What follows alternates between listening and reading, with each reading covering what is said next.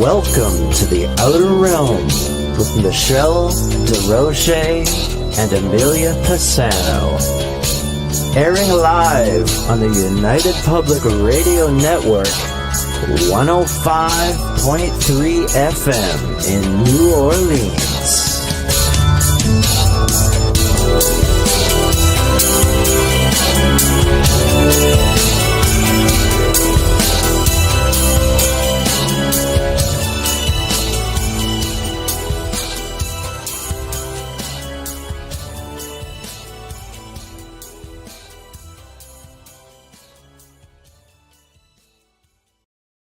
Good evening, everyone. Welcome to the Thursday night segment of The Outer Realm. We're broadcasting live on the United Public Radio Network, UFO Paranormal Radio Network, 105.3 FM from the Gulf Coast and 107.7 FM from New Orleans.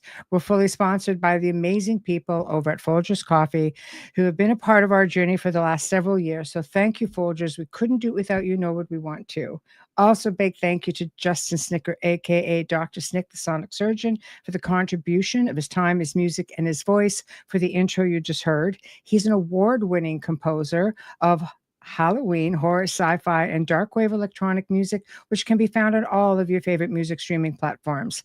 Also, big thank you to Steve McGinnis, the artist behind the logos here at the show. Check him out on Facebook and Instagram.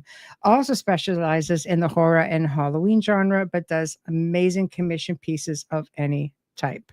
So tonight's very exciting. I've really been looking forward to this because I have a fellow UPRN host of Through a Glass Darkly, Sean Hazlett, and great show if you haven't checked it out. It's on Sunday nights, 9 p.m. Eastern time, and talks about incredible things. And we're going to talk about some of those, because that's what I thought, after listening to a couple of short shows going, you know what? I think we should talk about this stuff. And people are curious about it. ET races, who's here? Why are they here? Have they really been here? And how long have they been here? Are they still here? It just sort of goes on and on and on. So it's just going to be a really lighthearted discussion. Well, or not. And we're just going to get into some really good stuff. So big welcome to Sean. Hello. Hey, Michelle. It's an absolute pleasure to be on here. And thank you for inviting me. Oh my God, pleasure is mine. Thank you. Thank you. Just, about time. This is actually the first time we've met face to face, and you've been on the network for quite a while. So this is awesome. Yeah, I think it's been over a year, and I think I'm constantly asking you for the password. Not password, but the key. I need the key. Set up. Well, we have a system now. At least it works and it's fairly quick without having to get into the snail email. It's pretty much turned into that, I think. So, but hey, everybody's chiming in. It's going to be a great show. Hey, Patsy, Z-Sun, Wayne, Michelle, Vet Girl, my God, you're all coming in. So nice to see you all. If I miss anybody, Kathy, I do apologize. I'm scrolling down as fast as I can. Oh, I see Jason Lee. Good to see you. He watches my show a lot too. Comments. We are really fortunate because a lot of our chat people, hey, Olivia, a lot of our chat people are very supportive of the shows, and we see them kind of hiking around, which is so awesome, and we're so grateful because they share stuff up and kind of get the word out there, which is awesome, which is what we all need, is that marketing. So thank you all to the chat family, very appreciative. Hey, CL, another host of the Gateway podcast on Tuesdays. Hello, always nice to see you. So yeah, oh, you're very welcome. You're very welcome.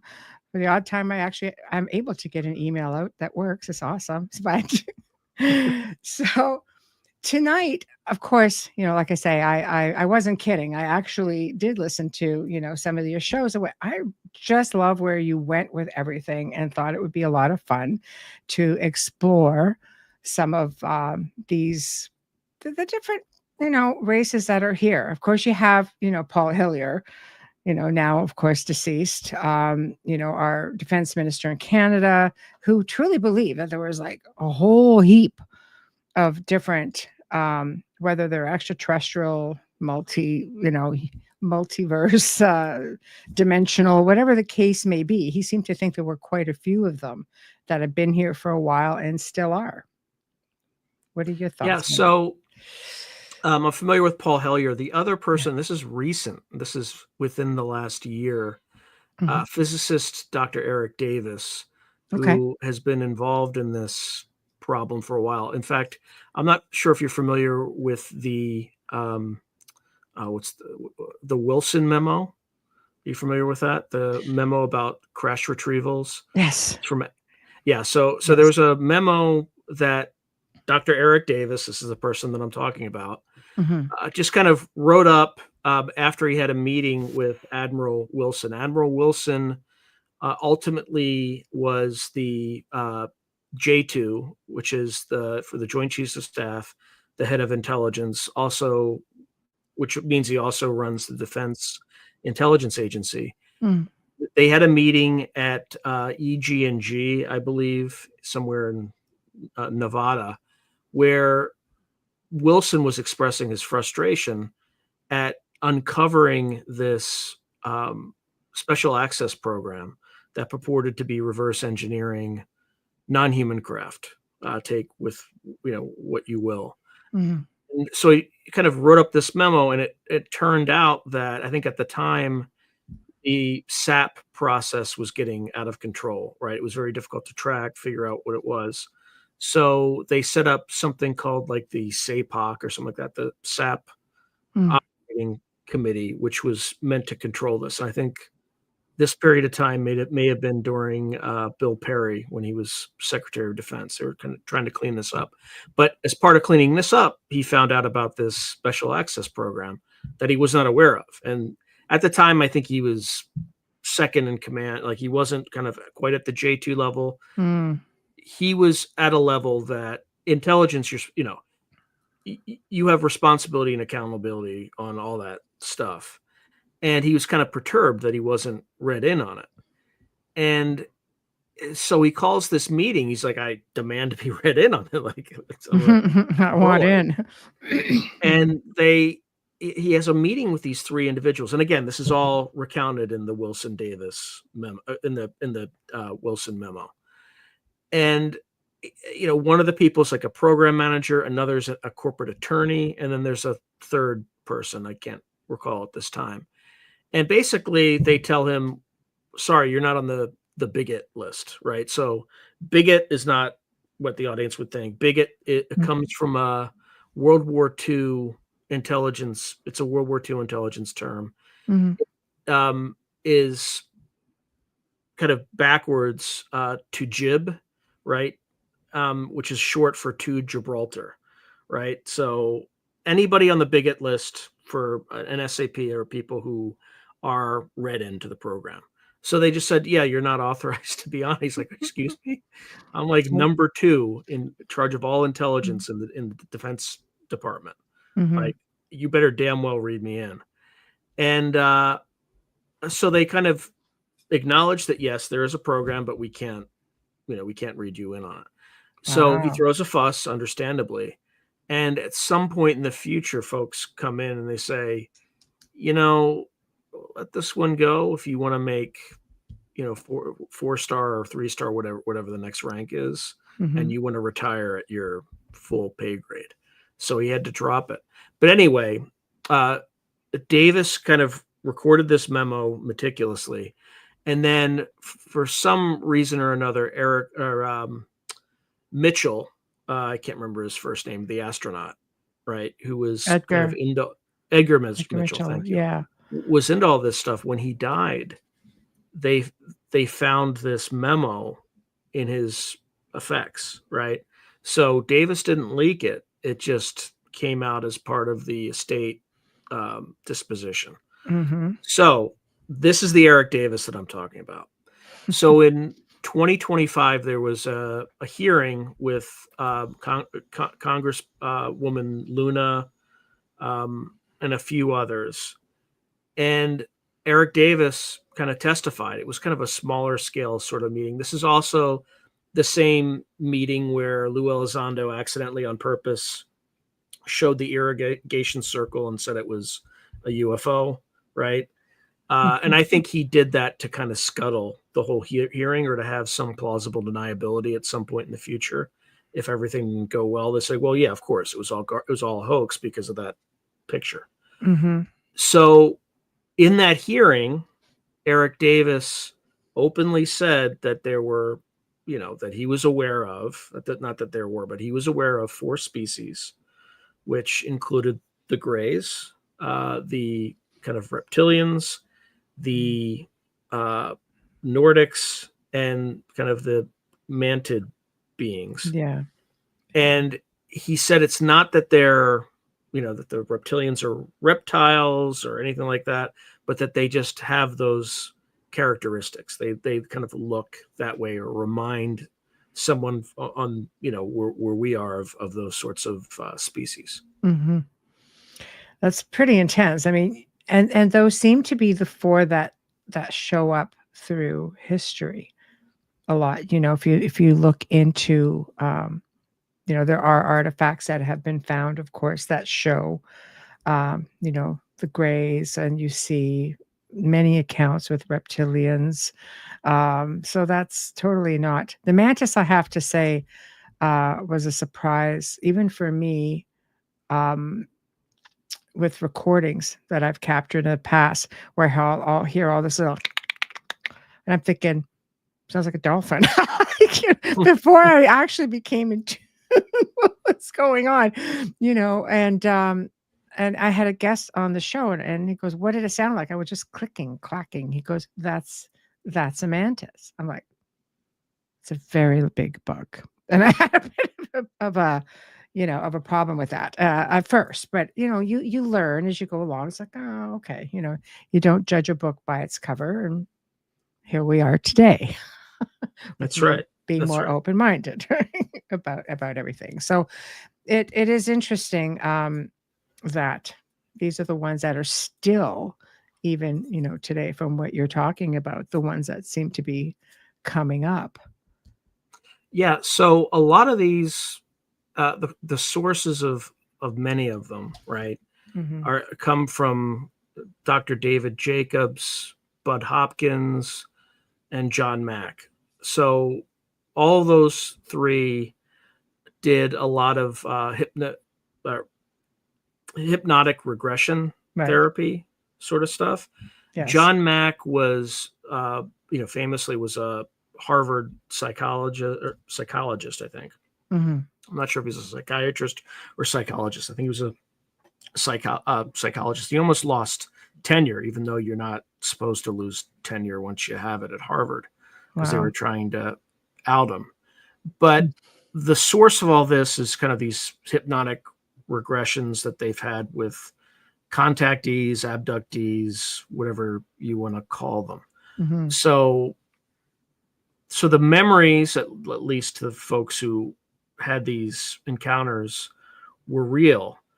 Now the question is what were they really interacting with, right? Well, this goes to kind of, I think it's called slide 9 in this Pentagon briefing about psychogenics, right? Mm-hmm. Or psychotronics. I can't remember the exact, Mm-hmm. but according to the Pentagon, and again, you have to caveat everything you say, because our government lies. When I say our, I mean the United States, lies about everything, literally lies about everything. But sometimes you just have to look at the consistencies. Maybe the lie is consistent, or maybe there's a bunch of nonsense dressed in truth. Mm-hmm. So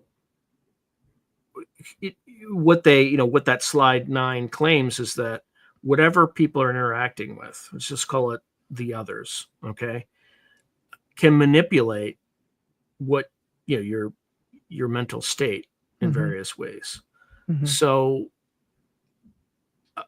and a lot of these things, for instance, the greater we come into our understanding of the way the universe works and things like that, the more these entities kind of push the boundaries, right? So when kind of during the Eisenhower administration, there was a kind of a Nordic, let's call it, Valiant Thor, I think they call That's them, right. something like Yes. that. Yes. And I believe he was Nordic, because he could blend in. Again, and allegedly, right? I don't know if this is a fact. You have to caveat everything. It's let's just say it's information being passed around. So, yes. Right. And he claimed to be like a Venusian, right? And if you look at the planet, it's like good luck living on that one, on like greenhouse gasville. Yeah. And I believe the Soviets, I don't think we've sent many missions there, but the Soviets have done, or back in the day, had done extensive studies on that planet. But kind of that happens. Then you have Betty and Barney Hill, right? They show a constellation, and then it's just a little bit farther out, right? It's the Zeta Reticuli. And now, Grush, who's also a whistleblower, on July 23rd, I think, 2023, he kind of openly came out and said that they don't know where these things are from, but they're very likely interdimensional. Of course, he doesn't define what interdimensional means, right? That could mean any number of things. If you believe it means something to do with physicality and materiality, but also the soul, right? You could argue we're all interdimensional, right? It could also mean that they're from parallel universes and they use wormholes to get around and all sorts of crazy things.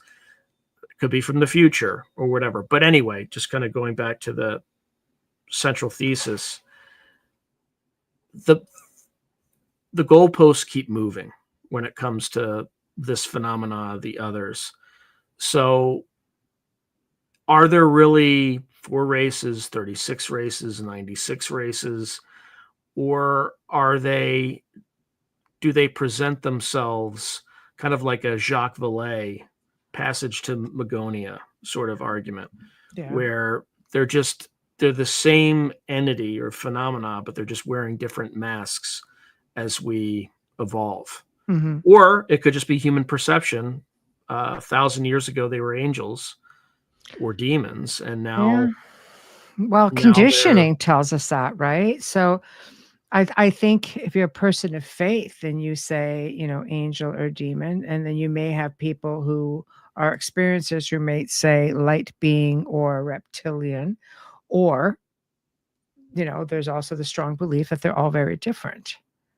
Yeah, that's also a possibility, where it's, I think in the 40s, they'd call it the Buck Rogers universe. Yes. Right, where everything is possible. And because during the atomic era, when they were kind of working on the Manhattan Project, a lot of the stuff that was happening, even Roswell, where those crafts, because there were 2 of them apparently, one I think crashed in Corona, another one near Roswell. They were monitoring the only place on Earth where all the nuclear weapons were. Right? It was the 509th bomber wing, right? And there were 5 nuclear weapons stored there. And they were getting surveilled by whatever these craft were. Do you think because of that, when the first atomic bomb went off, I mean, let's face it, if we're looking at dimensions, that would have left one heck of a ripple effect. Right. And I think... So this kind of goes to the case where they're already here. They've been here for a very long time, maybe even longer than us. And they're able to step in and outside of our reality from either another reality, or maybe they're just outside the stream of time, as Whitley Strieber might say. So, I think if this is their home, define that as you will, when the man-apes start going crazy and messing with the very fabric of reality with atomic weaponry, they might it's going to get their attention. Yeah. I mean, they've also actively messed with some of these things. So you talk to Robert Salas, right, who was Missileer, right? He was in charge of the, I think, October flight of 10 Minuteman I nuclear missiles, all aimed at, very likely, right? He didn't talk about targetry or anything like that, but likely all aimed at the Soviet Union. They all had MIRVs, right? So multiple independent reentry vehicles. So you fire one missile, but it might have 10 warheads on it that fly to independent targets. So massively destructive weapons. And, like a glowing red object shows up over his flight in 1967. And, his security team is flipping out. And of course, the Wall Street Journal recently reported that, oh, no, nothing to see here. They just did an EMP test on live nuclear weapons without notifying the missileers. That's totally status safe quo. Yeah. Totally safe to do that. Imagine if you start seeing your missiles wink out. There might be some missileers like, hey, we got to launch them before we lose all of them, right? So there's and that's the other thing too. That's how there is, that there's some reality to this. Because why is the government investing so much time and resources to put preposterous, easily debunkable theories like that in what was once a highly credentialed and respectable newspaper? Right now, it's an absolute joke. I mean, I wouldn't believe anything you read in that. Right? No, I think that's just mainstream, blah blah blah, on average now. And this is a lot of paid for lip service. Well, I noticed one of the authors had just recently won the Pulitzer Prize before contributing to that article. So maybe it's a little quid pro quo. Help me get this Pulitzer, and I'll print an article, anything you like. Just tell me what to write, and I'll just write it. But they didn't even interview Robert. They didn't even interview the guy who was actually on the ground at the time. And there are many others who were there too. They didn't and then Boeing tried to replicate it after the fact, and they did a bench test, and what would have had to be done was outside of the Russian capability, as an example at the time. And, and the EMP device that they talked about hadn't even been designed yet. So it's just really sloppy work. Yeah. The other thing that's interesting is the Arrow, right? The counterintelligence operation to catch whistleblowers. Oh, I'm sorry. It's the place where whistleblowers are supposed to be able to go to disclose. And so they have a budget for I forget what it's called, but it's for narrative control. They have a budget for that. Why? You're just supposed to be interviewing whistleblowers. Why do you need to have narrative control? That doesn't make any sense. And then there's other things that are breaking down. I think Christopher Sharp, Susan Golf. I don't know what her name is. She's a liar. She's the Pentagon spokesperson. And I think somebody asked her for a quote about the nature of ETs, UFOs, things like that. And she said that there's no evidence to suggest that UAPs are of extraterrestrial origin. And I think Chris Sharp, who's, I think, Liberation Time, something like that, smartly said, nobody's saying that. What Grush said is that it's non-human intelligences. Would you like to amend your statement to just say non-human intelligences? And she's like, no, my statement stands. Narrative. Right? It's just you realize, but by not saying something, you're saying something. Yeah. Right? She can't say that. One of my favorite people too, Nathaniel. Hey, Nathaniel, good to see you. I haven't even gotten to Nathaniel's work. I know. He's been in on here many times. He's a dear friend. I just love him. Hello. Hey, Kurt. How are you? Yeah. It does get very crazy because you're going against so many different narratives, and you've got to follow suit, the narrative. And if one person goes with the narrative, it just seems to coast along. You should talk to Stephen Bissett. He's just full on, all of it, Yeah. Well, there's others, and you can usually tell if they're in on the grift or not by how fast their channels grow. Yes. Right. Technically, are we not disclosure ourselves? I think people on an average, if disclosure is what becomes the primary goal or focus. I think there's enough experiencers out there having some kind of an experience to say, no, we know, we've seen this, or I've seen this, or I've experienced this. And there's a lot of similarities. So, I mean, waiting for the government to disclose anything. No, they're never going to disclose. No. Like I'm convinced they're never going to disclose. Exactly. And I actually think that this cover up actually threatens to undermine their stability, because so many things have happened in the last 5 years that have shattered people's confidence in, like, you can't trust medical professionals anymore. I'm not going to say specifics, but you can't, right? Because they're incented to push certain pharmaceuticals, and I'm not talking about anything specific, but there are certain specific things that certainly apply to that. Mm-hmm. But or you have to just use really finely tuned discernment to find a doctor, right? Because are they just gonna tell you to take the latest experimental drug therapy, or are they gonna actually do their own homework and figure it out? And so that's in one area. And you just look at all the all the wars that we've kind of gotten involved in.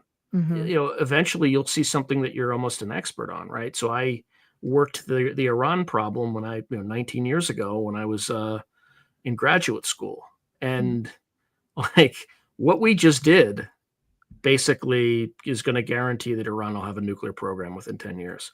In fact, I wouldn't be surprised if China, to protect its oil access, won't just give them a device or forward deploy a device on Iranian soil.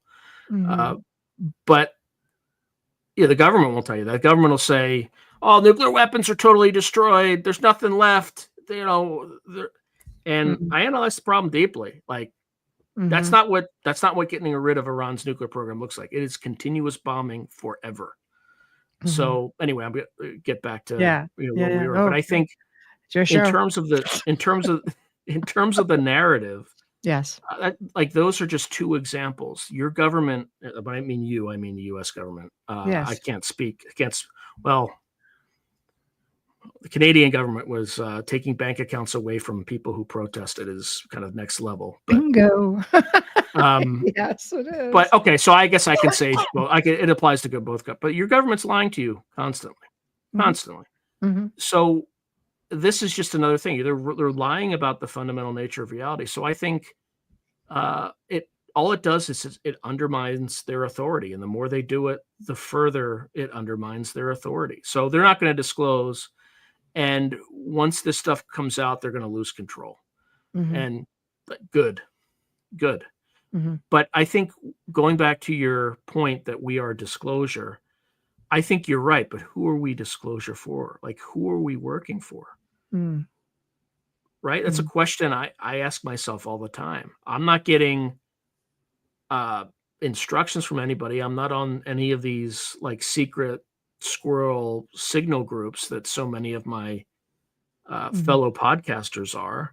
And I'm not getting any algorithmic love, right? Yeah. Yeah. But I also but I also don't like Lou Elizondo would never come on my show because he knows I'll ask him just normal questions. I'm not going to go blindly follow the narrative. And it might be a good discussion or he might get angry. I don't know. Right? But there are other patterns that you notice. So let's take this is a guy I'd love to have on my show, but I don't given the pattern recognition with him, I don't think it's possible. Why can I not remember? John Ramirez, right? Former CIA. Yeah. Michelle, I think if you asked him to come on your show, he probably would. I don't know why? About that. I just small taters though, Sean. No, pattern recognition. If you just look at all the shows that he's appeared on, and then just put the target or the country that the podcaster is in, right? You're going to have more foreign countries than you are U.S. If there's any U.S. at all, there might be one or two. Yeah, I have a huge overseas, especially overseas listenership. Well, here's the thing that's interesting. He's retired CIA, and the CIA is not allowed to operate within the United States. So why is he only interviewing with foreign podcasters? Right? So there's like little things like that you notice. Could be just pure luck, but I don't think so. Yeah. Yeah, keep forgetting. I'm putting your comments up. We're going to see them. So getting to everybody. But yeah, blinders are the government's agenda, blinding you to their actual purpose. There's a lot of great comments coming in.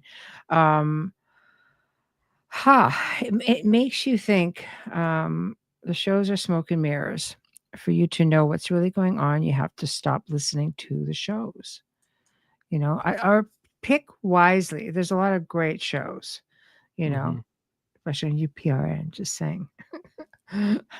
But I think that's very important, is being selective. I think there's so much recycled information out there that you have to really be wary of what you're hearing or what you're listening to, because it after a while it just becomes like one just mixed bowl of what the hell is this? So UPRN is not the government's, but I'm just talking about there's a lot of podcasts out there. Podcast is the new radio. It really is. And we learned that when we went through, let's just say when the world went dark for, a couple of years there, I started on a radio station, and they just shut down. Luckily, I was already syndicating here because Joe and I had known each other for a long time, but this became the norm. So in a world where you have to listen for alternative media, your independent media, the world of podcasts sort of took off, and people started looking to them for news. So you do have to pick and choose. Nobody listens to the government.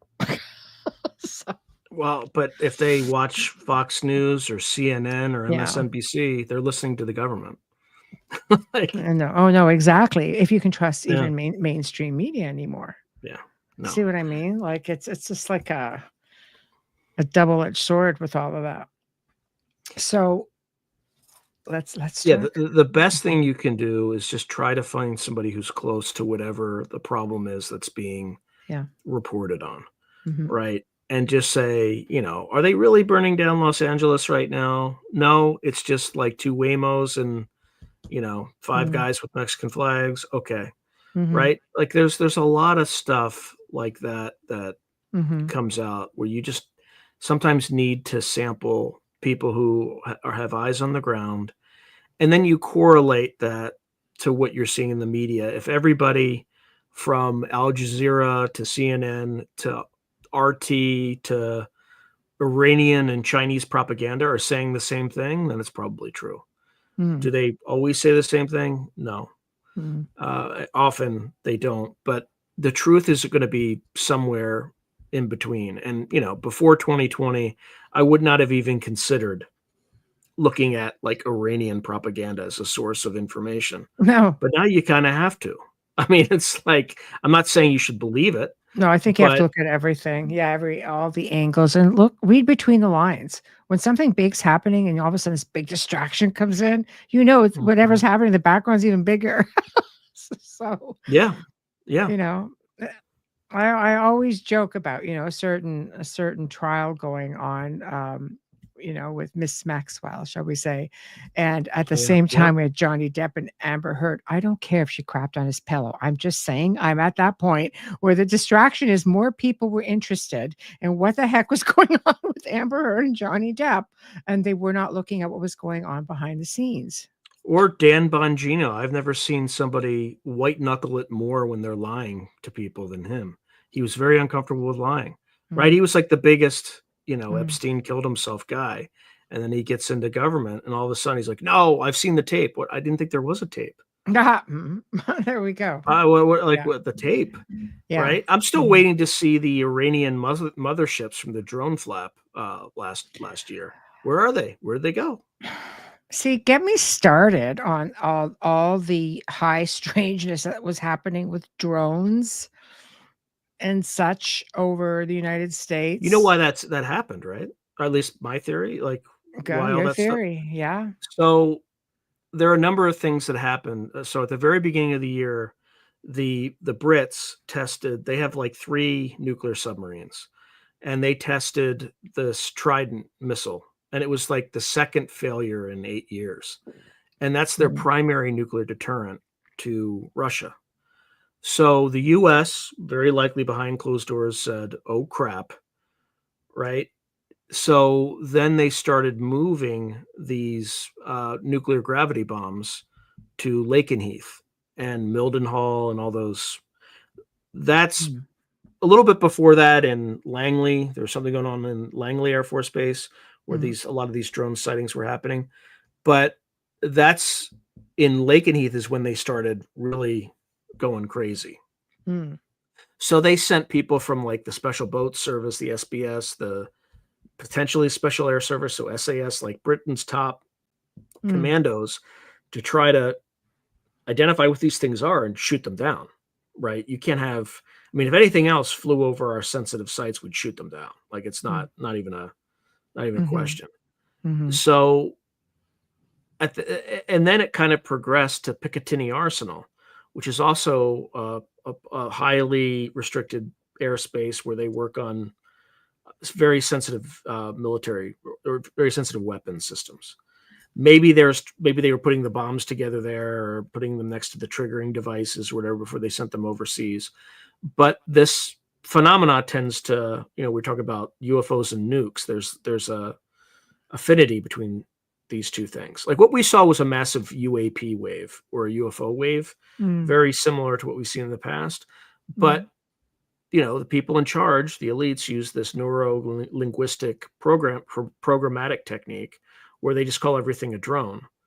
So you have mm. this like quadcopter picture in your head, but have you ever seen a quadcopter the size of an SUV flying over a nuclear power plant? Oh, it's just a test. Oh, okay. Oh, you're going to fly an SUV over a freaking nuclear power plant as a Mm, test without mhm, telling anybody, without telling the FAA, mhm, right? mhm, So, uh, anyway, I think whatever it was not human. Eventually, I'm sure the government flooded the zone with its own drones. There were some misidentifications with aircraft and things like that. But there were cases of FBI officials that were investigating this phenomena and they were followed home. Like how would some drone operator from Iran or Russia, China know that somebody was an FBI agent if they were in plain clothes and things like that? It's mm, kind of weird. And the first story that they came out with was even more alarming. You're saying that there's transnational groups that are operating weapon systems that can fly with impunity over the continental United States and we could do nothing about them. Like, unless they were allowed to by the powers that be, the government. but why? Exactly, but it could be. Yeah, You're I don't, dealing with, apples and oranges as to the 2 different governments that you're dealing with then and now. You yeah, know? but I mean, I think it's very, very low probability that it was Russia or China. Yeah. Like that would be everybody in the national security establishment should be fired immediately if that's the Mhm, case because they failed miserably. mhm, And plus, if Russia or China had a weapon like that, they wouldn't just fly over U.S. bases and do nothing. The mm, first time you would see it would be in an attack, mhm. right? So, I it just doesn't match what's going on. I S think just anytime we're moving nuclear weapons, mm, whatever it is that's observing us gets really nervous and really mm. antsy and wants to make sure that we don't destroy the planet. You It may can't be blame because they them. care about us. It may be because they just care about the planet. They don't give Well, a. maybe it's 'cause, how many of them are here? How many have been here the whole time? Yeah, who Why do knows? we think we're the only ones here? And why do we think that we're the apex predator on the planet? Yeah. I don't think so. I don't right? think so. Yeah, I tend to disagree. I mean, we're the kids that just can't play nice in the sandbox, so we've got to be babysat. This is really how I see things, is putting it as mildly as possible, you know. Mhm. Um, so what do you think about Project Bluebeam then? Do you think it's I don't think happening? we no, I don't think we No. have the technology to do that convincingly at all. Mm, okay. Yeah, I There's some don't. I pretty think funky things like turning up in the atmosphere out there. Like, you know, people look up in the sky and what the heck is that? Looks like a big crazy jellyfish, or it well, looks like crazy things. so Harvard University in September 2024, so last year, put out a call for papers on sentient plasmoids. Mm, So this is a phenomena. So when the Soviets were looking at this phenomena, they saw kind of bio life forms and these things that they just call plasmoids, like these plasma, like or sentient or intelligent plasma. So you could put like Foo Fighters in this category from World War II. mm, But apparently it is possible that you can have sentient organisms made of plasma. They think faster. They're could be superior in many ways. So that's what maybe people are saying. I don't know if that's the case, but imagine if there's like these things live in the upper ionosphere and they've been around forever mm, and sometimes come around and observe us. And mm, maybe they're much more advanced and more intelligent than we are. And we want to make sure that they kind of keep the planet in good steading. I don't know. I'm just mhm, throwing that out there. But there have been scientists that have looked at kind of the mechanisms by which you could have a mhm, life form, right? mhm, mhm, Made out of plasma. mhm. So do you think that there are, you know, some of the beings that we opened the show up with, um, do you think that they're still very active in communicating with different levels of government? Or I mean, you know, people, there's many experiencers who have experiences with these beings, but you know, how about on a different level, a government level? Um, it's hard to tell. There are apocryphal examples of it, like the Greada Treaty or something like that with Mhm. Eisenhower, where there was allegedly a treaty that could be complete nonsense or it could be real. Yeah, so many people are on the fence with it, like 50-50, you know? Yeah, I know. I interviewed somebody who was like a step nephew Mhm. of a like a McDonnell Douglas, I think, Yeah. uh, executive, and he asked why Ike surrendered, and the guy stopped talking to him after that. Wow. Why? If it's not real, it's all fake, right? Mhm. So why would you get upset about that? Why would you, Mm. Yeah. or I think Colonel Corso, in his book The Day After Roswell, also says the same thing, that we negotiated a kind of surrender, whatever that means. I mean, if you look at the way that the world is evolving, it looks like there is intent in a lot of the calamities that are happening to people, but it's not an intent that could be successfully perpetrated by a human conspiracy, Mm. right? So Mm. let's say you have, excuse me, say you have overpopulation, right? Suddenly this virus shows up.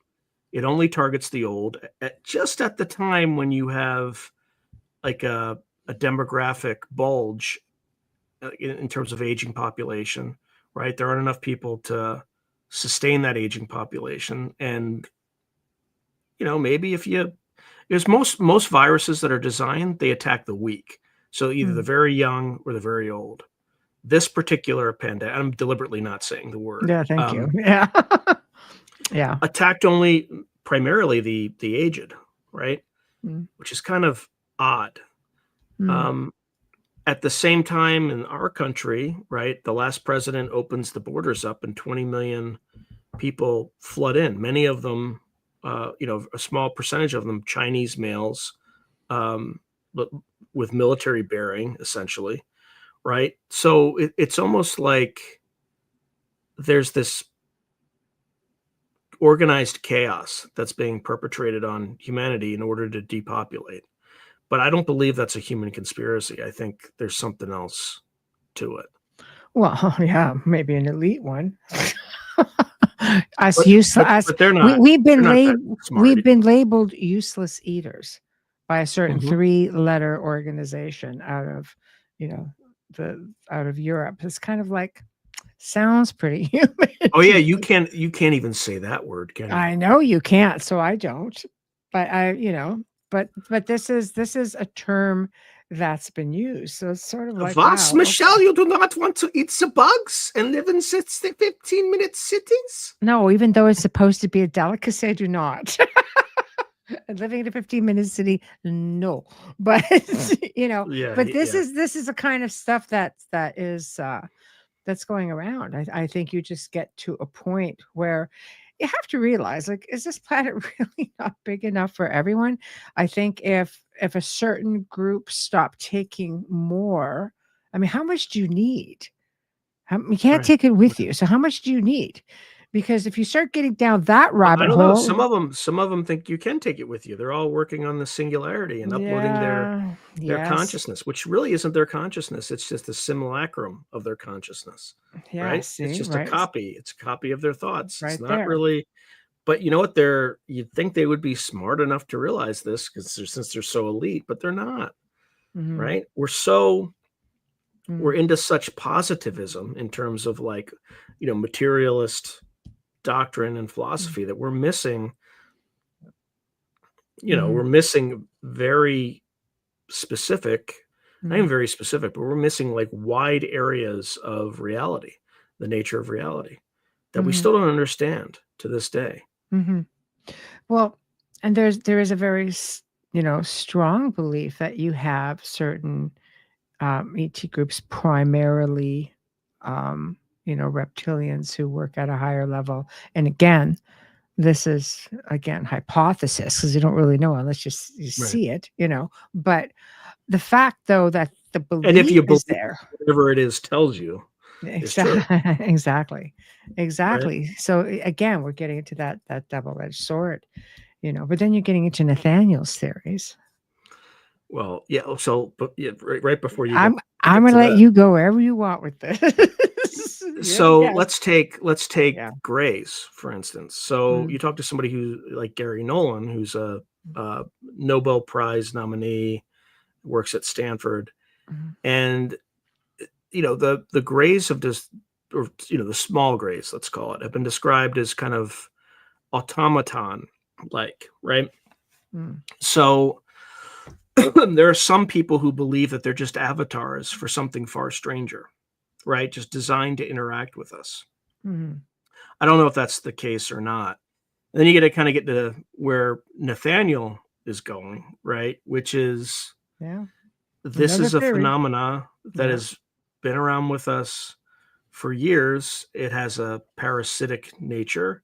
Its practitioners seek to kind of reproduce, in a sense, kind of create bodies so they can continue to exist.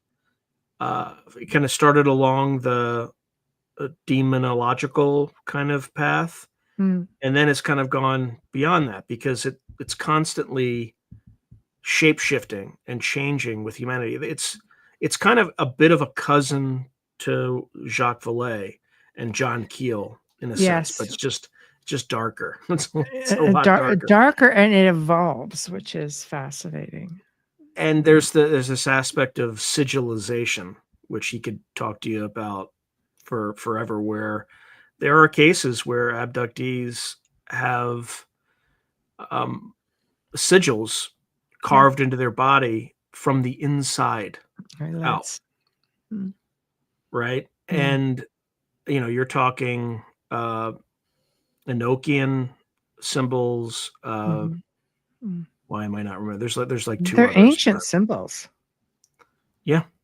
And they're not consistent sometimes. Sometimes you'll see an Egyptian symbol with a cross and then a Star of David, right? They confound kind of traditional religious traditions and things like that. So yeah, that's pretty dark stuff. It's dark. It's very intense.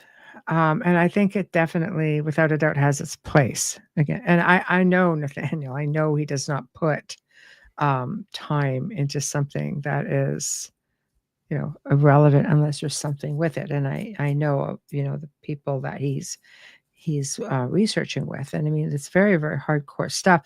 And I interviewed, people a couple of years back. I think one, Barry Fitzgerald, who's also, working with, and that was, even back then, there was this whole theory just on a different level, not even just the extraterrestrial level, but on a whole other biblical level and so on. Like it's a really deep rabbit hole. It really is. And it's fascinating, but it's happening as well. Well, I mean, just you're talking about Barry Fitzgerald, I think Stephen Mira, I'm not sure how close same. Yeah. How close he was to the skull experiment, but that's a whole other thing. Wild ride where they saw what looked like grays, like Mr. Blue, right? Like manifested in these seances or these circles that they were kind of testing. So I think people have taken that sort of research to a different level as well, using technology, like let's say spirit boxes, so to speak. I'm not talking hack shacks, I'm talking things that are very sophisticatedly designed. And if you even talk to, like, are you familiar with Frank Sumption? No. Okay. Frank, actually, it's funny because Frank was a shortwave operator. He is passed now. I was just getting to know him through a very dear friend of mine at the time, and he was a shortwave radio operator. And for 2 years, he claimed something he goes like badgering me. He's this older guy, he goes, I was just badgering. I just want to be left alone to do my shortwave stuff, but badgering him to build this thing. And it's not far off of Tesla's design, right? And he built it. And then it took him another year to decide what to do with it. So he got, started to get familiar with it, and extraordinary voices were coming out, just like AM frequency. He goes, I got more from being a shortwave radio operator, so I didn't quite understand it. Because as I got to know it, he goes, everybody thinks I was looking for ghosts. I was looking to communicate with ghosts. He goes, I didn't want to build it in the first place. He goes, I built it. He goes, but it was to communicate with extraterrestrials. And it was very clear why it was being built. And even Tesla, when he talks about the devices, it was just like beings from the stars. He called them Martians at the time, which was, how does he know they're beings? How does he know they're extraterrestrials? Well, Tesla speculated with the sounds he was hearing. He goes, Martians, which was the term of the time, I guess, was Martians, not extraterrestrials. But it is fascinating, and it comes to another level where researchers are doing this, and what speculating as to what they're communicating with. But it is interesting how, when you talk about the skull and you're getting into this next level of communication. Yeah, it's I just wish the government would be a little bit more forthright, even if they didn't know anything, right? Because it's just it's in a perfect world. Yeah, but I mean, they're putting people's lives at risk, right? Like because people could start delving into things that aren't good for them, right? And often do. No, exactly. I agree. Kurt says, everything is a lesson. Then there is no evil or demons or anything negative. It's all a teaching tool that are there. Really people, let's say, that lose everything and never come back. I don't know. Would all living beings have a soul? Johnny says. Well, they're supposed to. But that's another good question with things coming in and out, I guess. Not everything is as it seems. Yeah, I mean, who knows that, there aren't things out there that are just wearing meat suits and are interacting with us, right? Mhm. How would you ever know? Mhm. It's true. Um, who live Okay, sorry, wait. Whose lives? The elites, never the rest of us, simply don't matter to those in charge. Good thing I can read that. So, Yeah, I mean, I yeah. think that's accurate, right? That's accurate. Yeah. Yeah. Yeah. Free will has to exist. Yeah. I mean, for sure. And I think people of faith, like I say, will look at it from one aspect, and other people will look at it from a different aspect. When you're getting into some of the races that were believed to have been behind a lot of contact right off the bat, you're getting into like the four that you mentioned. And Mhm. it's an interesting, I guess, sort of lending a little bit to Nathaniel's phenomena research that he's doing. I think everything comes together, right down to the differences where you could take the paranormal. Again, like the sleep paralysis, the bright lights, the Mhm. buzzing sounds, the hag syndrome, which what we call in the paranormal, pushing on the chest. Yet, people who have had, contactees, as they call the abduction experience, are also experiencing the same thing. So there's a lot of coming up, like scars and cuts showing up on your hands, missing time. I mean, all of this, they just seem to be, in some instances, many, if you look at people who have been interviewed, this seems to really be a big thing. Yeah, I mean, let's just take, There's a big crossover. yeah, non-human intelligences abducting people, right? Those stories are very similar to stories about the Fae and the She, Yes. right? Yes. They're also similar to stories about the Jinn. The Jinn and the Fae actually are very similar, even though one's kind of Mhm, based in the Middle East, the other's based in ancient Ireland. But mhm, mhm. very like you have the changeling, Yeah. phenomenon. You have uh, time differences where they go to fairyland and you Yes. know they're Mhm, gone for years and they come back. It's been minutes or vice versa. mhm. So a modern ufologist would call that time dilation, Yes. right? Yes. So yeah, there's a lot of similarities. Talk about sleep paralysis and things like that. Mm. That could be the onset of astral. It's also kind of the onset of astral projection or out of body experience. Yes. Um, it could also be the beginning of an abduction. The other thing is the abduction physical or is it metaphysical? It Mm, depends on the person, and some of them will tell you no, it was very physical. Other mm, people would say, oh, it felt like a dream, right? mhm. So who knows? I mean, I've had Like, experiences while I'm awake. Full on oh, awake you got to is say more. You got to say more about that. yeah. Well, I mean, the bright light is definitely a thing. I've had many experiences even when driving, having things, a big bright light going right across the road, past the car, or higher than that of a stop sign, as big of as a deer. Yet I mean, a deer couldn't, because that's the first thing I said. So was that a freaking deer? But it's a 450-foot drop to the left, and it's going to the right. It wouldn't have enough room to gather speed to go over. And you stop and you look and you realize there's nothing there. And then I don't know, some time passes and big bright light just goes ripping through the top floor of the house. We're way, way up. It was a big Gothic house with a tower. I mean, it's way up. No traffic lights, nothing like that. And then, I mean, I had an experience with the gray right there. It's just kind of like, again, I just said nope.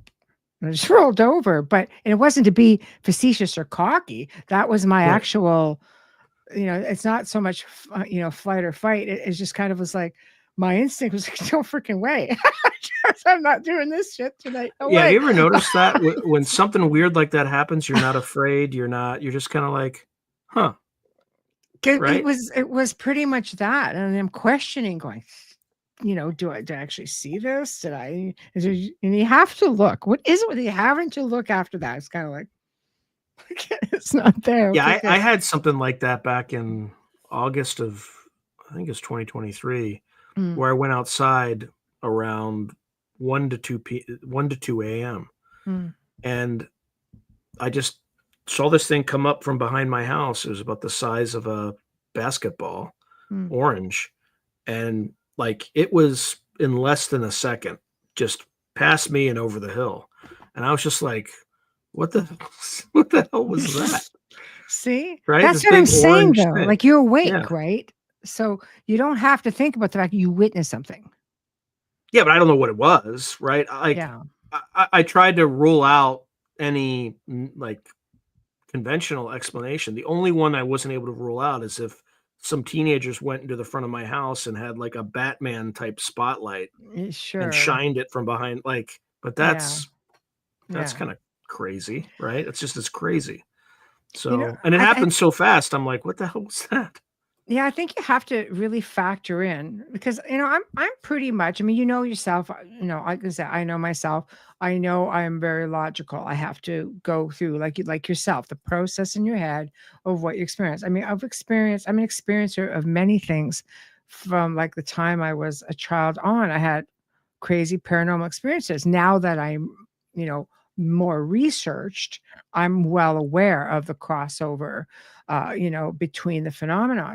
But I also know that, I mean, they were coming around a whole lot more. We didn't use the whole upstairs of the house. So we just kind of like, yeah, whatever, like have at her. It's like, we just really didn't give it another thought, to be honest, because it wasn't really intrusive. And I found it to be very respectful. If I said just like, no, no, no, I need to just fall asleep and then, okay, whatever, but I never had, like, to me, they were not malevolent experiences. So, I kind of go with that, and you kind of go through zipping through everything like, okay, what did I see? What did I experience? What was this? What was that? What did I hear? I mean, there were times we were driving and it looked like this like two triangles, that just kind of put the bases together, and they're just, I floated right over the vehicle. This is like 6 o'clock at night, like full on traffic, and you're just at a light, and it just floats right over. I'm just like, what? What do you think that was? I have no clue. I was hoping maybe you'd know. I don't know. Another time, we're on a bridge, and just we're over another freeway.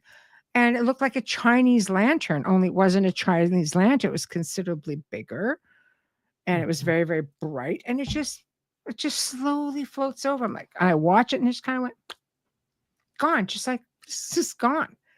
I've seen like a giant, iridescent sort of pastel color, looked like I don't know, it was like a big, huge arch. It wasn't a rainbow. It was like the whole area, the whole sky was just filled, but it went like a half moon, a perfect, half circle. And it was like a vision that I had received like months and months before, the exact same thing. And we're driving, and it's daylight, beautiful, beautiful day. And I'm thinking, okay, it could just be the way the sun's shining. It just could be reflecting by the river, logic. But like, I'm looking at Wayne going, you do see this, right? Like, this is a freaking immense, biggest thing I've ever seen in the sky in my life. And he's like, no, I don't see it. Am I losing my mind? There's no missing this. Yeah, there's thing. that aspect too. There's some people can see this stuff and other people can't. Yeah. Right. Who knows? But that's what I mean. Like, there's a whole array of experiences. Whether some people are meant to see them, maybe some people aren't. It's just it's trying to put the pieces of the puzzle together. See, Kaysa, my aunt saw exactly that. Thank you. I'm not feeling like I'm totally off my not and talking about it, but you're also looking down at a place in Niagara Falls, and you look at the power of the water, all of the, the power lines, everything. I mean, it just feeds the entire area. Does it have something to do with all of that? I don't know. I mean, you probably have high electric or high electromagnetic fields associated with because you have current going across those wires. So you got a magnetic field feeding into the water, right? Boop, boop, And the boop. water is also, A conductor. also conductor, right? Yeah. So it could be something associated with that. Either it kind of blurs dimensions, or it might also mess with the human brain, right? Who knows? Many things. I've looked at every aspect. As a researcher, you look at every single aspect of what could be what. It's funny because one of my daughter's friends across from Lake Ontario, but she was on a bay. So it literally, you could see across towards, the south. And I get a text saying, she always called me mom. And she goes, "Yo, mom, I have a look. Something's coming your way with its butt hanging out of the cloud." I'm going, "What?" So I gauged it. I was like, how far along is it? So she pegged the distance. So I knew how long it should have taken. So we went out. And this was during when everything was quiet, right? A couple of years back. It's probably 2020. Keep forgetting how far ahead we are right now. And so it was really quiet down there, no tourists, nothing. So, we just we go down, all of a sudden this big cloud, beautiful sunny day again, this big giant cloud. And it's just like purging, like electricity is going, and you can almost time it. And the thing just kept going by. And then you saw this metallic circular piece on the back end of it. So, of course, I messaged a friend of mine at MUFON at the time in upstate New York going, "Yo, I need to know anything being reported. Like, this is what, we witnessed." But all kinds of things are going on there. And I tend to wonder, was it because things were so quiet? Well, it could be that because it was so quiet, people had more time to look up into the sky, right? Mm-hmm. But were they coming around more maybe because it was more quiet? Maybe. I don't know. Hypothesis, Yeah, It's always interesting. I don't even know who they is, right? I don't even know who they is. Yeah, whoever's at the helm. Yeah, no, exactly. There's just so many different levels of high strangeness, and I think it's something that has been explored. When you look at John Keel, and you look at Jacques, Vallée, you look at these people among men. It's always been really fascinating. Carl Sagan, kind of like, I don't believe till I believe, and founded the Order of the Dolphin. Yeah, Have you heard of the Order of Dolphin? Have you looked at that? Okay, so he founded that with different scientists. So I think there were 5 of them all together. They believed that dolphins would be their key to communicating with extraterrestrials. They believe they had the language. It took me back to the Star Trek, the whale episode. I'm kind of thinking, I wonder, if there's something to it. But that's what they had believed. And then talking to, what was it? I read an article. And it showed that at one point when there was a craft floating over the ocean, and dolphins congregated underneath it and were swimming around. And then Joe, our station owner, basically said, he served on the Nimitz. And he goes, "Oh, you'd see all kinds of things out in the water." He said, "But, there are many reports of crafts coming down and hovering over the water, and dolphins and whales, different types of sea life coming and congregating underneath it." I thought, it's fascinating. Yeah, it's kind of weird. That's definitely kind of weird stuff. Right? But I think Carl Sagan was read in on some of this stuff. Mm-hmm. And he just couldn't publicly. I agree with you. Yeah. I agree with you. Reputation, funding. Yeah, and he was just doing what he was paid to do, right? Which is disinformation. So still a lot of disinformation. There will always be disinformation, misinformation, and malinformation. But yeah,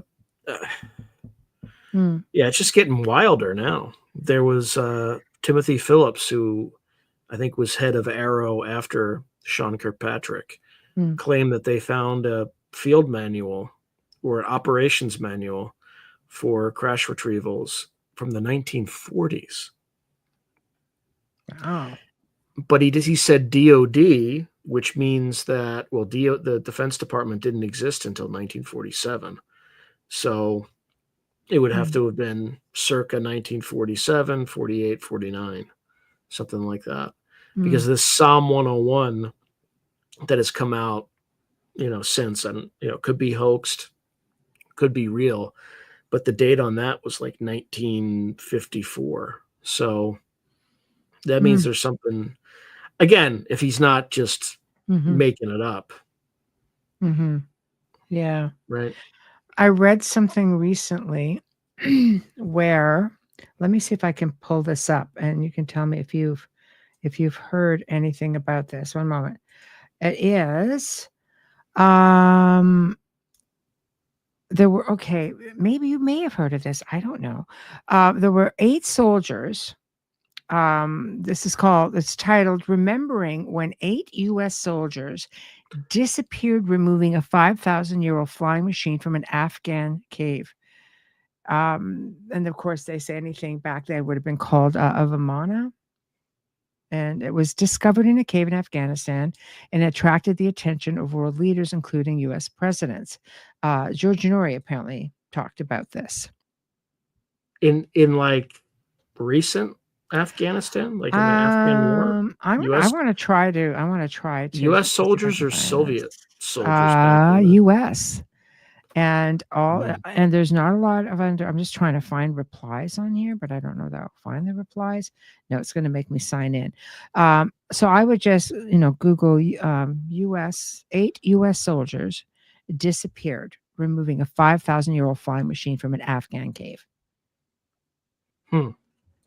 So I have a lot of friends who served over there, and there's lots of stories like that have come out, like the redheaded giant. Oh, the Kandahar giant. The Kandahar giant. Kandahar, yeah. Yeah, none of, like, every single one of them was just like we never heard any scuttlebutt like that. Yeah, like that's Yeah. So I mean, it could be true. They just kept distribution tight or whatever. But usually those stories kind of leak in other ways.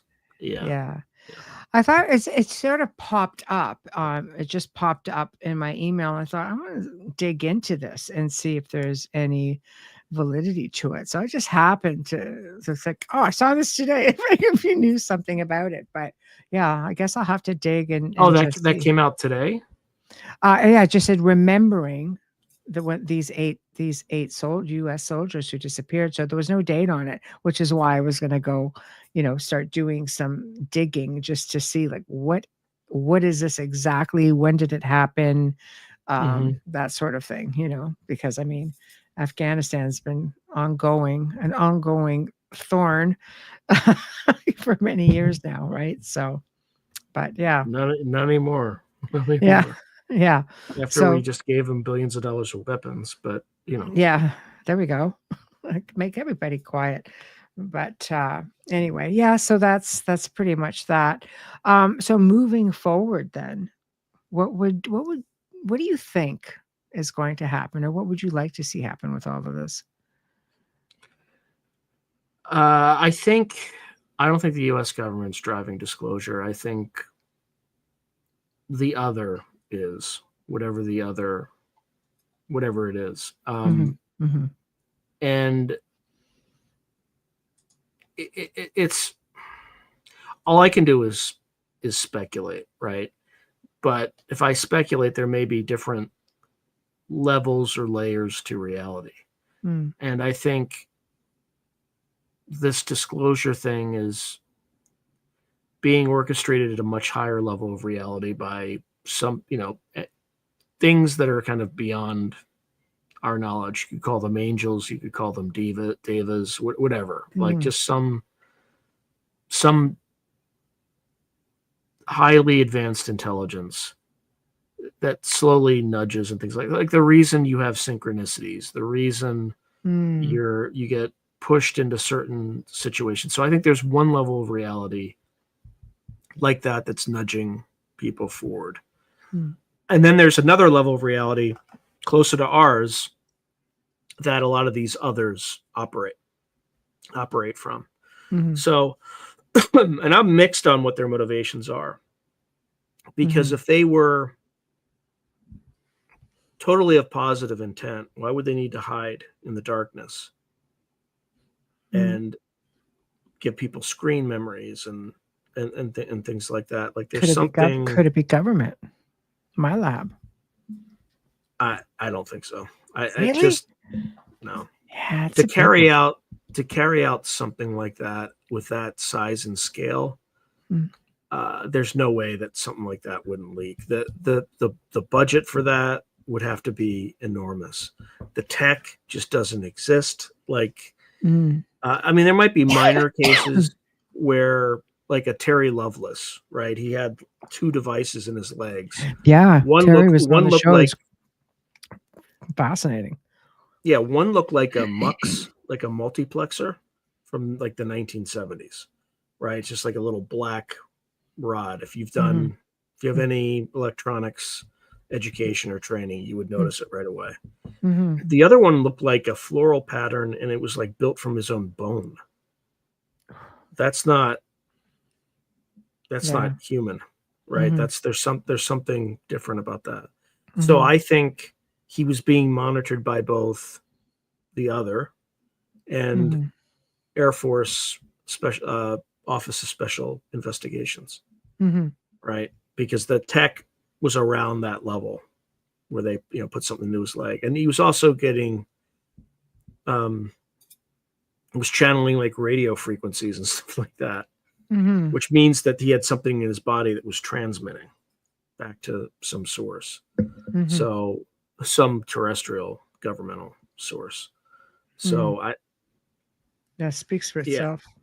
Yeah, I think it's complex, but I wouldn't, like, when I hear people talk about 20 and back, I just roll my eyes. It's just like, it's too, like, where did they build these ships? Where did they build all these ships? Like, where are the space station? Like, it's just, it's not to say that's not possible, but it's because you served as well, so you have you kind of have an idea how the system works. Yeah, we're not, in many cases we're behind civilian technology, right? And people don't, again, I was in the Army, so they're not spending the most in that branch. The Air Force, we live like peasants, and they live like kings, right? But they don't mess with us because they try to get into a fight. Like, it'll be over quickly. Right. but they get all the fancy toys. The Navy does to some extent as well, but it's just, we're not that far. We're not that far ahead of the civil, even the most advanced things. And with kind of drone technology and things like that, we're reaching a point where, warfare can be a lot more decentralized. It could be a big threat to the U.S. government, right? I mean, the Chinese are buying up farmland around our nuclear missile sites. That's happening everywhere. Yeah. So what's to stop them from having a few drones from that farmland attacking into the, So what's your take then on the whole Antarctica thing? That so many countries seem to have a stake in. There's so many outposts there, but then the U.S. has several. And of course, there's the Admiral Byrd thing, and there's the conspiracy. And I want to stress, that there's a lot of conspiracies with it, because I don't want to play into everything. But it's one of those things that's pretty hot out there right now. Yeah, I think that's Operation High Jump, right? Where they have this like massive armada. They went to the Antarctica. Yeah. Or what? I mean, the Nazis had a place called Neue Schwabenland, or New Swabia, which was, in that area, but it was on, I think, one of the coasts. In terms of kind of the central part of Antarctica, my guess would be it's not kind of a UFO related thing. My guess would be that there's the remnants of ancient civilizations that are buried beneath the ice. And, there may be knowledge of it or not. I don't know, but it is weird that there's certain parts of it that are restricted. I mean, there's certain parts of the Grand Canyon that are restricted. That's something too, isn't it? Yeah, it's But kind of but weird. you have a no-go zone, and I understand why you'd have a no-go zone there because of, the ecology of everything, safety, and it's like many parts of the world where there are ancient structures. Don't touch it. We don't want like an influx of people there because it's going to get damaged. But the part that is the most interesting is the one that they say there was a discovery of potentially Egyptian artifacts and such, and under NASA control apparently. And people who venture over there tend to be met with, shall we say, a little bit of military resistance. Mhm. Me being delicate. So, so there's something. There's definitely something. Yeah, it's just difficult to. Yeah, It could be a transmission station for. it's all hypothetical. Yeah, for Yeah, sure. For sure. yeah, But it is, but half the fun for me has always been researching this stuff. I think if we had all the answers, what would be left? true. I almost think. I mean, you want to talk about going down a rabbit hole? How do you know that all the stuff that's in all our books and is written is true? Exactly. It's our hidden history. I'm gonna make something up. Like Go crazy. Like I don't believe this, but yes. Let's say in 1915 we were a highly advanced civilization, spacefaring, and maybe the colony of some far-flung empire or something, and we got conquered. And part of the terms of that being conquered is, we're going to wipe your history. You're going to go back to, pre-spacefaring civilization, and you're going to forget, right? And you're not going to, your history is going to be erased, and you're going to have an invented history, and good luck, right? So I'm not saying that's what it is, but how would we know? How would we know it didn't happen somewhere within our timeline? I mean, some people tend to think, I'll go even further on the whole out there machine. Some people seem to think we maybe had a time shift. Some people will turn around, and say, well, that accounts for the Mandela effect. Like, you really can go down a lot of rabbit holes, but then you have to ask yourself, where does it stop? Muslim imams are instructed to memorize the Quran because it is believed in that tradition that jinn will change because they're outside of time, or they will change words in the Quran. Mm-hmm. So in order to be vigilant against it, you have to memorize. Probably not far off. Yeah, I don't know. Yeah. Right? But Mm-hmm. It could be a superstition, or there could be some truth to it in some way. Mm-hmm. Well, maybe we're all living in a matrix. You want to go down that rabbit hole? I mean, statistically, it's the most likely, unfortunately. The simulation is statistic. Like that explains everything in the cleanest possible way. It's the most depressing, I think, but it's the probabilistically, it's the most likely. Mm-hmm. Yeah. Which makes you ask, who are the overseers of all of that? Our parents? It could be us. We could just be avatars of a higher order intelligence, like in a video game. Hey, Woo Riders DG, good to see you. Good to see you. Yeah. Right? Yeah. Like it could be any number of things. I mean, we could be artificial intelligence. It could be programs inside of machine. That's even more depressing. But who knows? Yeah. Matrix run by intelligent AI. I mean, even Stephen Hawking, everybody always said, stay away from the AI. What do? We can have AI.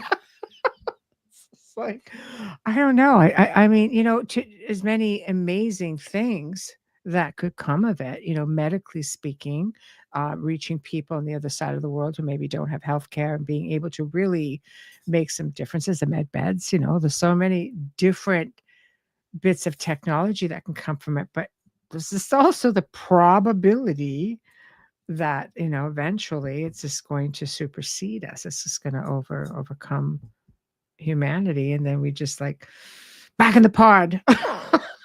Yeah, eats the bugs. Eats the bugs back in the pod.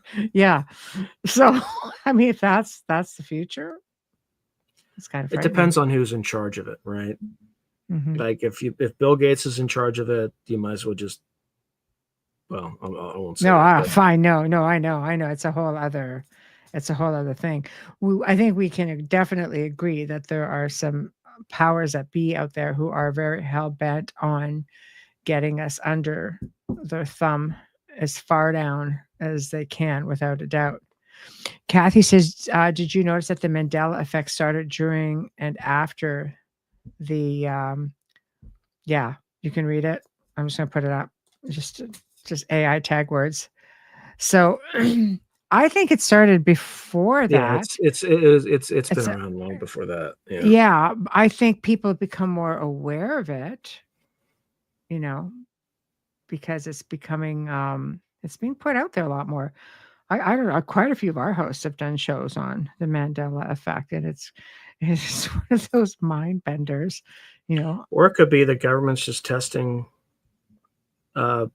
reality perception, right? Can we warp reality, and how many people will notice if we take Sinbad out of that movie and put somebody else in, right? Who knows? Yeah, I know. It's all pretty mind-blowing stuff, but I think it's safe to say that we are heading into some dark waters, and it will be interesting to see where it goes. The intelligence community has given us two dates, right? We have the Bledsoe date of spring 2026. If something happens, then we could say he's certified legit. If nothing happens, it was a good run, but you won't be, so that's the good thing. They've put out some solid, some dates, and if nothing happens in those dates, then they've been discredited. So same thing with 2027. What's going to happen in 2027? If nothing happens in 2027, then you can discount everything they say. Well, that sort of comes back to a comment that Dolly had made, who also served Texas Ranger. Where was that question, Dolly? And of course, she's probably not here right now. So something along the lines of, okay, hold on. Here we go. Okay, she goes, I'm asking, do you know what is really coming? Disclosure is a fact. Our future is going to change rapidly by our sun about to unleash on us. This is the micronova sort of thing. Yeah, I think so. Yeah. And I mean, there's been a lot of talk of that. I mean, people are really watching, solar flares and solar activity right now. It seems to be very unstable. You ever have a dream where you're kind of on a craft and there's grays on there, and they're saying, if we were to show up, would you come with us? You ever have a dream like that? That's it. Of course, I'm just like, yeah, hell yeah, get me the hell out of here. Yeah. Yeah. But it's a dream. As far as I know, it's a dream. You ever have any dream like that? I've not dreamt that question. But I've had people, basically contactees and such, say, no, this is the thing. As far as the grays coming down, Dolly is one of them. She's very much an advocate for that. She's, you need to read her book Symmetry that Preston Dennett wrote. Yep. So, I don't know. Is it one of those things? Is that what we're all heading for? This big cataclysm? And it's interesting because you have all these people going underground. You have these bases and you have all these elites going, we're going building bunkers. But recently, they're screwed. They are so screwed. They are. But recently I read that they're paying the Saudi government a whole lot of money to build them bunkers and such in the mountains. Just saying. They have whole conferences where, like these bunker conferences, where these elites go and the bunker companies or whatever are selling them these products. And the biggest problem that they're trying to solve for is, how do I prevent my security team from killing me and taking over? And you know what the answer to that is? You can't. They're talking about putting on these like explosive collars on their security teams. I was like, are you like, if that's the direction you're going, you're not going to survive very long, right? Because you put that kind of thing on your security team, you know, they just get 5 guys. You might be able to blow up one guy, but they'll get you. They'll get you. And if that's your leadership kind of philosophy, where and the other thing too is these kind of elites did not get there because they're, you know, great leaders worthy of adoration and being followed, right? Like in the U.S. military, these people showed up, their men would shoot them in the face. I mean, they really would. They really would. Like, you think Zuckerberg tried to run a platoon? Like, you know, he would get fragged almost immediately. Right? Because he's not a leader. Yeah. He's a smart guy, but he's not a leader. Nobody, like, people wouldn't follow him into the Playboy Mansion. No, I think that's, again, it comes down to one of those scenarios where you have to earn your stripes, so to speak. You don't get to just show up and lead because of who you are. Right. Earn your stripes. You got to be one of the guys, and you got to prove yourself as well. Something happens, you've got to be there to take one for your team also. Yeah, and by putting collars on your explosive collars and your security staff, it's not going to work. Kind of, that's the kind of stuff that these people are kind of coming, because they're also, like, not all, but many of them are psychopaths, so they don't understand. Right? So you really have to hope that those ships are going to come down and rescue a whole boatload of good people, because there's just a whole lot of not so good people out there ready to work against you, apparently. So that's what we get to look forward to. This has been a lot of fun. Yeah, I've had a lot of fun on it as well. It's good. Yeah, it's a lot of fun. So I don't know. I would love to do it again, and just sort of, got to bring you on like an uncensored show on a Tuesday afternoon and go full blown crazy. Yeah, absolutely. I mean, I can talk about a variety of just random things. So that's the Beyond the Outer Realm show on Tuesday afternoons. So yeah, those are exactly where you want to go. So they're very popular, for sure. But guys, thank you all for tuning in tonight. You've just been like fantastic as always. I always say it. You hear me say it, I say it. I appreciate you all so very much. And thank you, Sean, for joining me. It's been definitely an enlightening conversation, to say the least. It's been great. Big thank you to our sponsors, Folgers Coffee, Steve McGinnis. Big thank you to Justin Snicker. Next week, Beyond the Outer Realm, Beverly Rhodes, uncensored true accounts of, wait for it, vampires and lichens. There we go. That's going to be something. Maxim W. Furyk returns to discuss his book, Cold Region Hoodoo, Paranormal Tales of the Pit, Pennsylvania Paranormal. It's going to be good. And I'm actually really looking forward to this. Vic Ferrari is going to be joining me for the first time, and he is a retired NYPD police officer, and he's going to be talking about his book, NYPD Through the Looking Glass. And he's like, I'll even throw in some high strangers for good measure. I'm freaking cannot wait, because maybe I'll walk you through the NYPD morgue.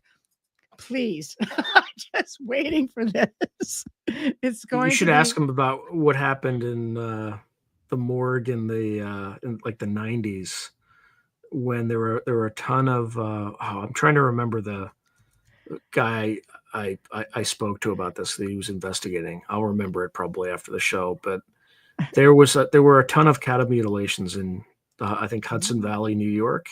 Yeah. And it was very hush hush. So they were bringing in cattle from other states to replace them. Ooh. Because it was a huge number. But they also found some humans that were also mutilated, and they were in the Long Island morgue or the Manhattan morgue or something like that. Wow. I wonder if he knows anything about that. I don't know. You should just throw that out there and see. I will. I Yeah, laugh. I did a whole show on it actually. On I just wish I have a uncensored version that my members can watch, but Yes. Yes. because Dun, dun, YouTube would dun. I didn't No. try to I didn't try to pass it through YouTube. No, some things you have to be so careful for, which is why our uncensored shows go to Rumble. And of course, our archives end up on a couple of hundred different sites on the network. So if it exists, it's out there. It's out there, but you will find it. But if you want immediate replay, it's I have to be even careful, because they can even get you for trying to move people away from the platform. Really? Naughty me. Yes. Yes. Seriously? Yes, that's new. Yeah. You should always look at the YouTube guidelines at least quarterly. I'm just going to put that out there. There we go. YouTube passing forward the information. So, yeah, it's a thing. They don't at least give you a warning? Well, I don't know. I guess it depends on how they come across the information. So, I don't know. But anyway, hang tight, Sean. And thank you, everyone. Have a terrific weekend. You'll catch me on the Angel Rock next Monday with Carolyn Shellhorn, Laura Lee Potbank. It's going to be a lot of fun. And of course, be on the Outer Realm Tuesday. You see me on the Outer Realm Wednesday. You see me on the Outer Realm Thursday. I love my job. It's just outstanding. I love my job.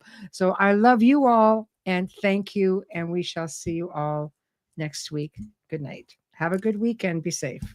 Happy 4th of July to all of my friends and family in the United States. Yeah, don't blow too much up. Don't blow things up. Stay away from fireworks. It hurts the animals. Me and my animals, right? Anyway, good night.